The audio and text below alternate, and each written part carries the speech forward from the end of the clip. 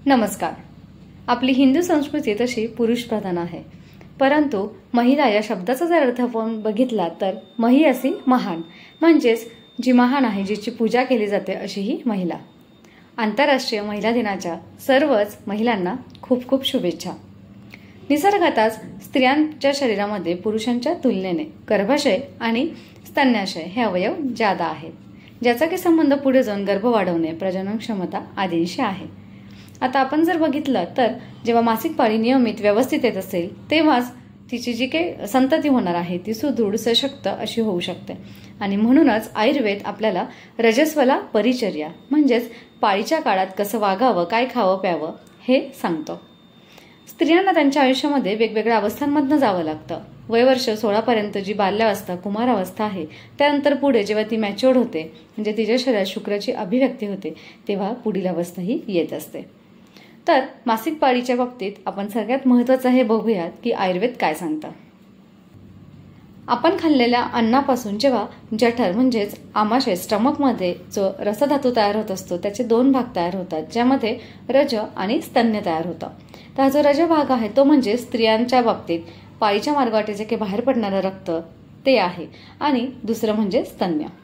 त्यामुळे आपल्याला इथे लक्षात येईल की जेव्हा अनियमित पाळी येत असेल, पीसीओडी आहे, अंगावर कमी किंवा जास्त जात असेल, या सगळ्यांच्याच बाबतीत कुठलीही पाळीची जेव्हा तक्रार असते तेव्हा आपल्याला जठराचं काम हे व्यवस्थित बघायला हवं। तर यासाठीच आयुर्वेद ही रजस्वला परिचर्या सांगतो।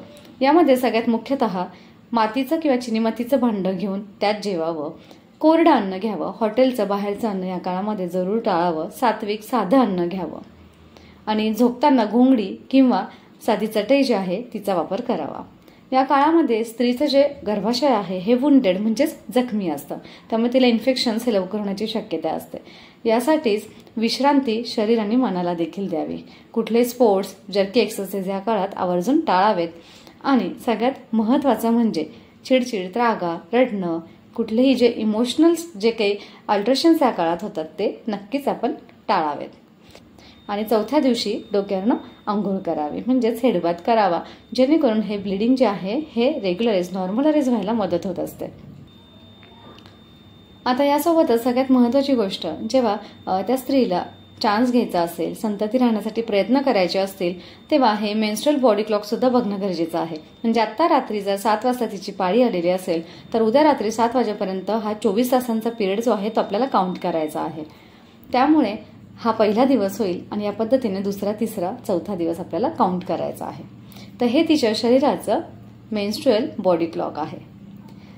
आणि तिसरी महत्त्वाची गोष्ट म्हणजे बऱ्याचदा असं होतं की वंध्यत्व असेल, इनफर्टिलिटी आहे, कुठल्याही कारणास्तव जेव्हा गर्भ राहत नसेल, तर या सगळ्यांच्याच बाबतीत आपल्याला जर पंचकर्माने शरीराची शुद्धी करून घेतली म्हणजे काय डिटॉक्सिफिकेशन जर करून घेतलं तर सुदृढ, सशक्त आणि चांगली संतती राहायला मदत होत असते। तर आपल्या जवळच्या आयुर्वेदिक वैद्यांकडनं या बाबतीत नक्कीच आपण सल्ला घ्यावा, जेणेकरून आपल्याला चांगली संतती राहण्यासाठी मदत होणार आहे। आजचा हा व्हिडिओ कसा वाटला हे आम्हाला कमेंट करून नक्की कळवा, आणि जास्तीत जास्त महिलांपर्यंत हा व्हिडिओ शेअर करा। थँक्यू।